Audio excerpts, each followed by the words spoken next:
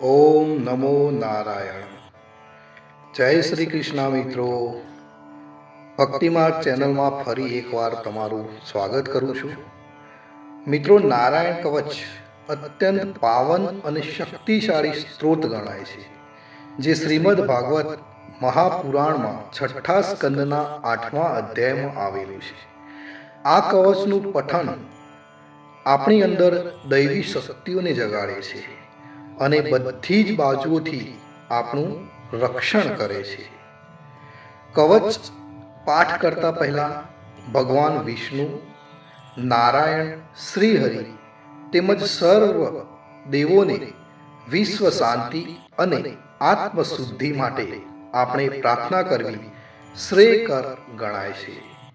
તો આપણે આપણા પરિવાર માટે તેમજ વિશ્વ કલ્યાણ માટે શ્રી હરિને પ્રાર્થના કરીશું. પછી જ આપણે સંપૂર્ણ નારાયણ કવચનો પાઠ કરીશું. પ્રાર્થના. હે પરમ નારાયણ, અનંત અનાદિ વાસુદેવ, હે જગતના દાતા, ધર્મના રક્ષક, આજે હું આપની શરણ આવી ભય મુક્તિ, શાંતિ અને શુદ્ધિ માટે હું મારા મન, વાણી અને કર્મથી આપની આરાધના કરું છું. હે દયાના સાગર, અમારી ભૂલ ચૂકને માફ કરી અમારું રક્ષણ કરો. આજનો નારાયણ કવચનો પાઠ કેવળ મારા માટે નહીં, પણ સંસારના સર્વ જીવોના કલ્યાણ, શાંતિ અને પરમ શ્રેય માટે કરું છું. હે હરિ, મારા આંતરિક અને બાહ્ય દુઃખોને નાશ કરો, મને સત્પથ પર ચલાવો અને મારું મન હંમેશા આપના ચરણોમાં અડગ રહે એવી કૃપા કરો. ઓમ નમો નારાયણ. ઓમ વિશ્વ શાંતિન. તો મિત્રો, આપણે નારાયણ કવચનો આ પાઠ સંપૂર્ણ સાંભળીશું, તો જ એમાં કહેવામાં આવેલું ફળ કથન આપણને પ્રાપ્ત કરી શકીશું. તો મિત્રો, આપણે નારાયણ કવચ સાંભળતા પહેલા કોમેન્ટની અંદર જય શ્રી કૃષ્ણ લખીશું અને ત્યાર પછી આપણે સંપૂર્ણ નારાયણ કવચ સાંભળીશું. અને સાંભળ્યા પછી આપણા જે પણ મિત્રો હોય એમને પણ જરૂરથી શેર કરીશું. તો મિત્રો, ચાલો શરૂ કરીએ આજનું આ નારાયણ કવચ. શ્રીમદ ભાગવતના છઠ્ઠા સ્કંદના 8મા અધ્યાયમાંથી શ્રી નારાયણ કવચ ત્વષ્ટા ઋષિના પુત્ર વિશ્વરૂપ ઇન્દ્રને કહે છે. વિશ્વરૂપ કહે છે, જ્યારે ભયનો સમય પાસે આવ્યો હોય ત્યારે મનુષ્ય હાથ પગ ધોઈ આચમન કરી ઉત્તર દિશા તરફ મુખ રાખી નારાયણ કવચનો પાઠ કરવો જોઈએ. જ્યારે ભય આવે ત્યારે શ્રી નારાયણ રૂપ નામનું બખ્તર આપણે ધારણ કરવું જોઈએ. નારાયણ કવચ. ગરુડની પીઠ પર ચરણ કમળ ધારણ કરનારા, 8 સિદ્ધિઓ વાળા, 8 બાહુઓ વાળા અને તે 8 બાહુઓ વિશે શંખ, ચક્ર, ઢાલ, ગદા, બાણ, ધનુષ તથા પાસને ધારણ કરનારા શ્રી હરિ મારી સર્વ પ્રકારે રક્ષા કરો. જળમાં મત્સ્ય અવતારધારી ભગવાન જલતંતુઓથી તથા વરુણના પાસથી મારી રક્ષા કરો. માયાથી બટુક બનેલા વામનજી સ્થળમાં મારી રક્ષા કરો. શ્રી વિશ્વરૂપ ત્રિવિક્રમ ભગવાન આકાશમાં મારી રક્ષા કરો. જેના અઠાસ્યથી દિશાઓ ગાજી ઉઠી હતી અને ગર્ભિણીઓના ગર્ભ પડી ગયા હતા, તેવા નૃસિંહ ભગવાન દુર્ગ, વન અને યુદ્ધ ભૂમિમાં મારી રક્ષા કરો. પોતાની દાઢથી પાતાળમાંથી પૃથ્વીનો ઉદ્ધાર કરનાર ભગવાન યજ્ઞ મૂર્તિ વરાહ માર્ગમાં મારી રક્ષા કરો. પરશુરામ પર્વતોના શિખરોમાં મારી રક્ષા કરો અને ભરતના મોટા ભાઈ રામ તથા લક્ષ્મણ પ્રવાસમાં અમારી રક્ષા કરો. ઉગ્ર ધર્મ અને પ્રમાદથી નારાયણ મારી રક્ષા કરો. નિંદાથી નર ભગવાન ને યોગ ભ્રષ્ટ થતા યોગેશ્વર દત્તાત્રેય ભગવાન મારી રક્ષા કરો. ત્રણેય ગુણોના સ્વામી ભગવાન કપિલ કર્મ બંધનથી મારી રક્ષા કરો. સનત કુમાર કામદેવથી મારી રક્ષા કરો. હયગ્રીવ ભગવાન રસ્તામાંથી જતા દેવોને પ્રણામ ન કરવા રૂપી અપરાધમાંથી મારી રક્ષા કરો. દેવર્ષિ શ્રેષ્ઠ મુનિ નારદ ભગવાનની પૂજામાં જે કોઈ વિઘ્ન નડે તેનાથી મારી રક્ષા કરો. અને કૂર્મ અવતાર શ્રી હરિ સર્વ પ્રકારના નરકમાંથી મારી રક્ષા કરો. અયોગ્ય ખોરાક ખાવાથી ભગવાન ધન્વંતરી મારી રક્ષા કરો.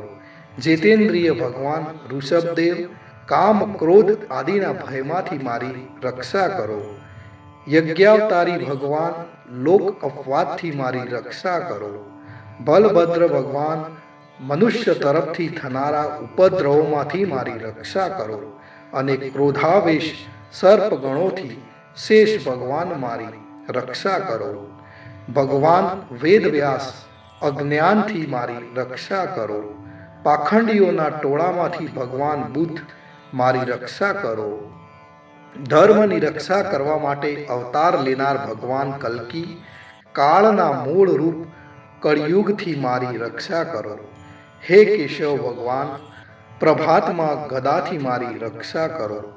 વેણુધર ભગવાન ગોવિંદ આ સંકટ કાળમાં મારી રક્ષા કરો. ઉદાત શક્તિ નારાયણ ભગવાન પ્રાહનકારમાં મારી રક્ષા કરો. અને ચક્રધારી ભગવાન વિષ્ણુ મધ્યાનકારમાં મારી રક્ષા કરો. મધુ દૈત્યને મારનારા ઉગ્ર ધનુર્ધારી ભગવાન વિષ્ણુ ત્રીજા પહોરમાં મારી રક્ષા કરો. બ્રહ્મા વિષ્ણુ અને રુદ્ર એ ત્રણ મૂર્તિવાળા ભગવાન માધવ સાયંકાળમાં મારી રક્ષા કરો. ઇન્દ્રિયોના સ્વામી ઋષિકેશ ભગવાન પ્રદોષ કાળમાં મારી રક્ષા કરો. પદ્મનાભ ભગવાન કેવળ એક અર્ધરાતથી પહેલા ના કાળમાં અને અર્ધરાતે મારી રક્ષા કરો. શ્રી વત્સસિંહધારી ભગવાન એવા ઈશ શ્રી વિષ્ણુ પાછલી રાતે મારી રક્ષા કરો. તલવારધારી ભગવાન જનાર્દન મળસકામાં મારી રક્ષા કરો. દામોદર ભગવાન સંપૂર્ણ સંધ્યાઓમાં મારી રક્ષા કરો. કાળમૂર્તિ ભગવાન વિશ્વેશ્વર સૂર્યોદય પહેલાના કાળમાં મારી રક્ષા કરો. હે પ્રલય સમયના અગ્નિ જેવી તીક્ષ્ણ ધારવાળા ચક્ર વાયુવાળા અગ્નિથી જેમ સૂકું ઘાસ બળીને ભસ્મ થાય તેમ અમારી શત્રુ સેનાને ભસ્મ કર. હે વ્રજના જેવા તીક્ષ્ણ સ્પર્શવાળા તણખાઓથી ભરેલી ગદા તમે ભગવાનને પ્રિય છો. તમે કુષ્માંડ યક્ષ રાક્ષસ ભૂત તથા ગ્રહોનો ભૂકો કરી નાખો તથા શત્રુઓના ચૂરે ચૂરા કરી નાખો.